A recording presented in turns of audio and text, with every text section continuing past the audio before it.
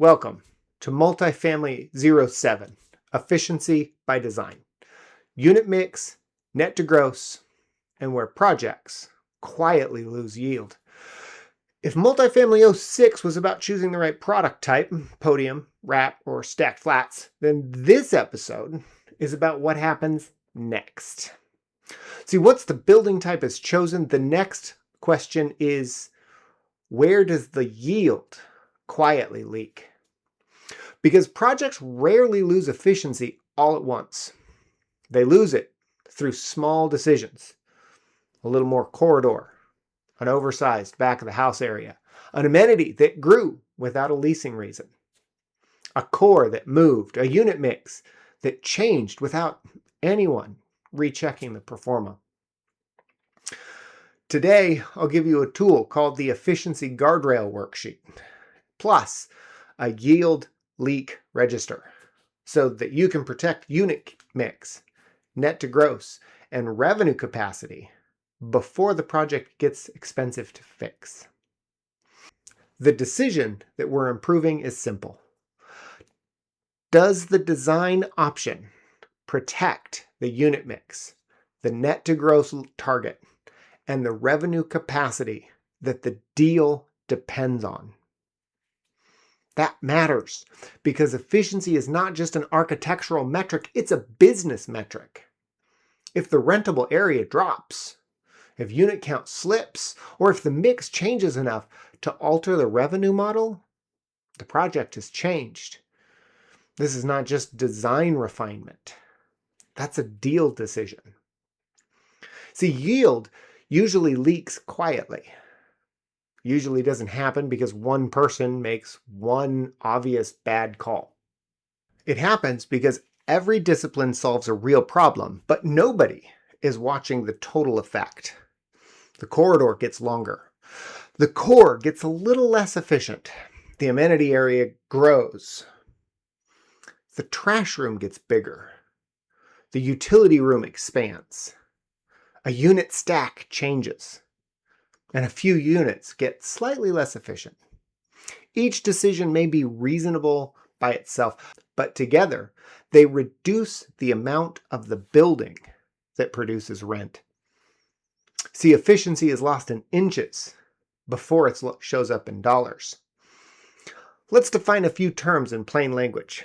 Unit mix means what you're actually selling.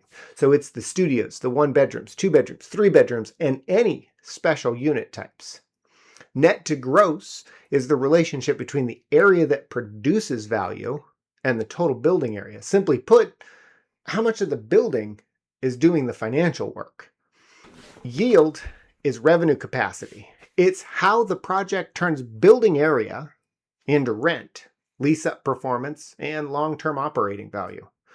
The point is not to chase the perfect ratio. The point is to protect the assumptions that the forma needs in order to work. The common mistake is treating efficiency as a late measurement. The team draws options and then later someone asks, what's the net to gross? That's backwards.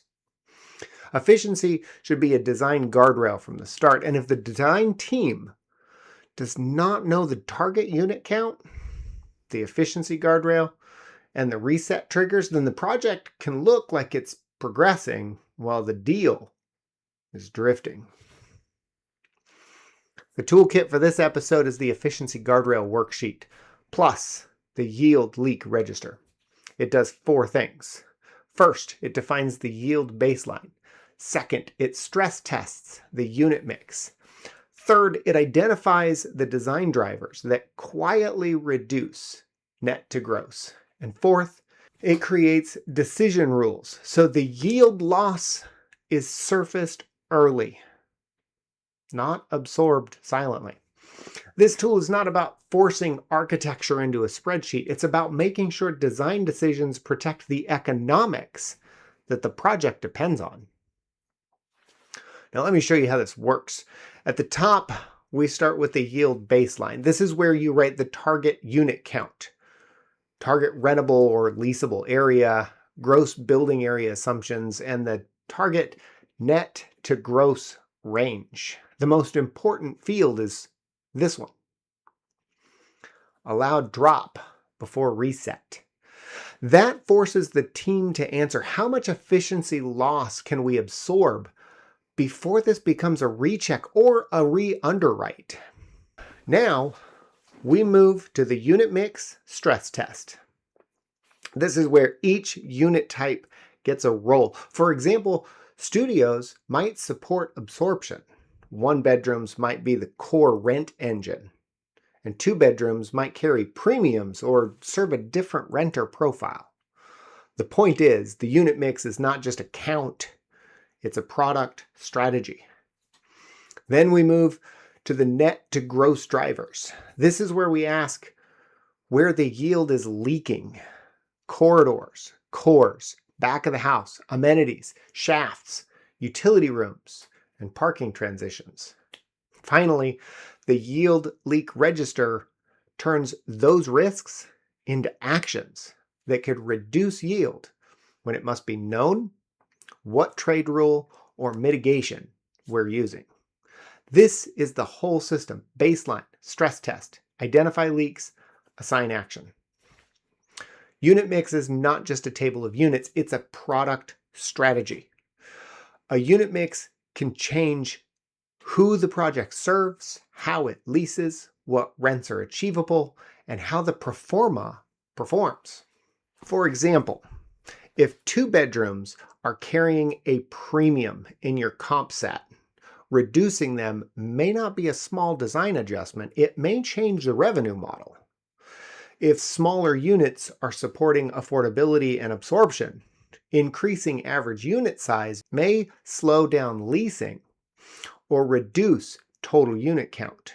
So the question is not only, can this plan fit? The question is, does this mix still support the underwriting story? Here are the places where net to gross quietly leaks. Corridors, are they growing without improving the product? Cores, are stairs and elevator placed for both code and efficiency?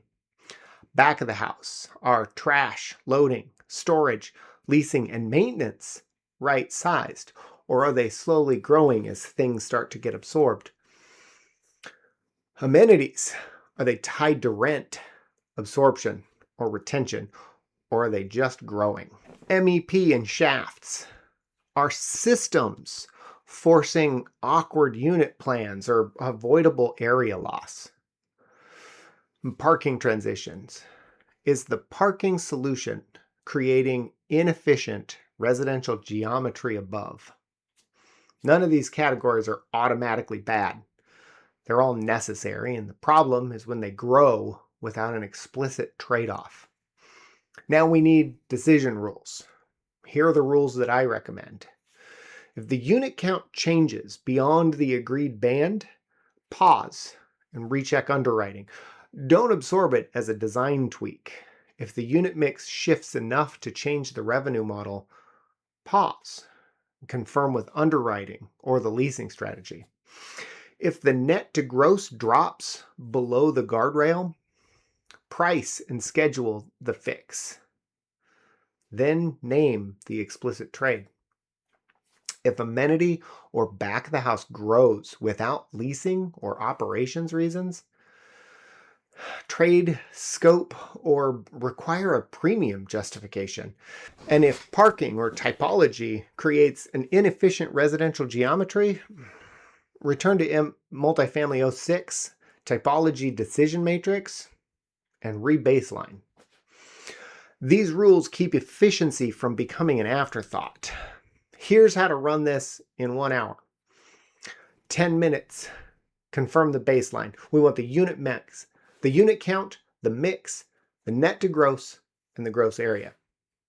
15 minutes, review option impacts, where area is gained or lost. 15 minutes, stress test the unit mix and the revenue roll of each unit type.